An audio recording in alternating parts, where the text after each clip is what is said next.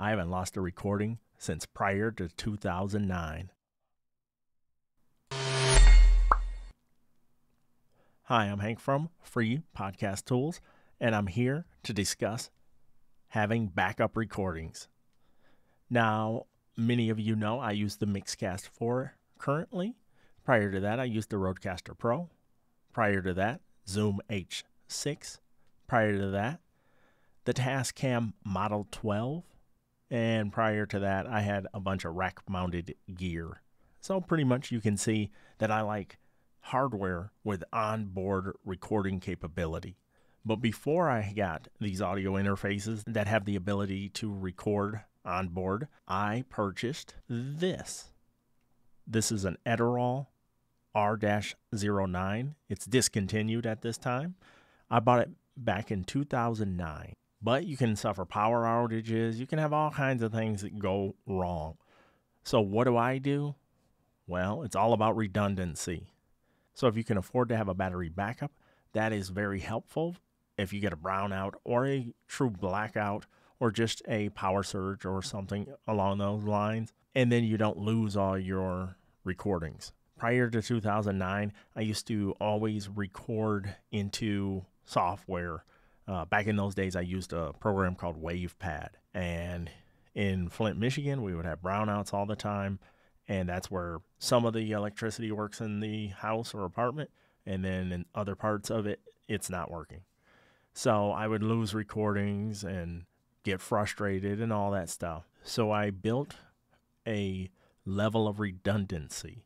So at that time, I was using rack-mounted gear, and on the output, I would go into this Edirol for recording, and I'd also have a DAW open and be recording like that. Well, with the advancements in technology, now we have a lot of services out there that do something we call a double ender, which is it records you on a separate track and records your guests on their own separate tracks. Services like Squadcast, Ringer, Riverside, and I'm sure there's plenty of other services out there that do that, but that's just to name a few.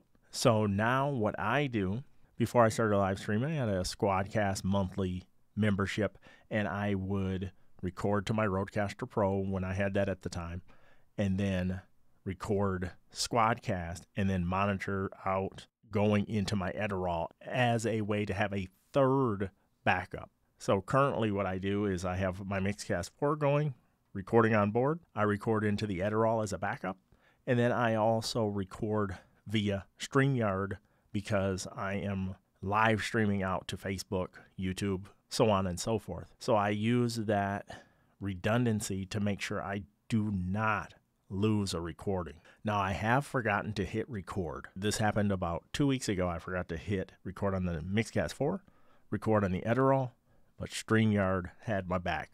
Now, StreamYard at this time would be the worst of the browser recording options out there. Squadcast delivers really good files. Riverside delivers really good files, and so does Ringer. I prefer Squadcast out of the three of them. That's just my current preference, but do your own due diligence on that. So if you never want to lose a recording and you have a device that records on board, then definitely set that. Utilize the monitors out. If you have a digital recorder, you can get digital recorders for pretty cheap.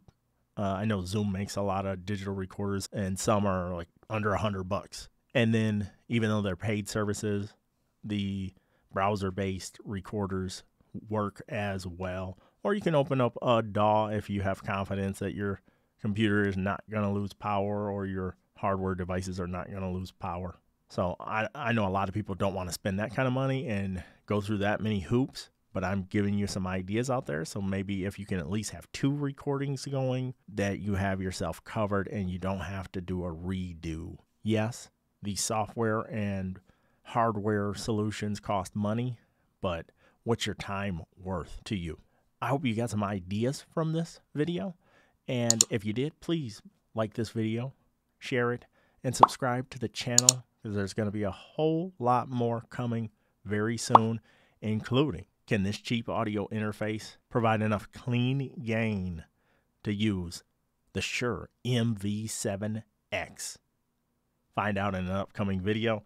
And also, I'll be pitting the Shure MV7X against the Zoom ZDM1, the Tascam TM70, and the Rode Pod mic. Look for those videos coming up soon, along with more opinion and frequently asked questions videos. Thank you for tuning in.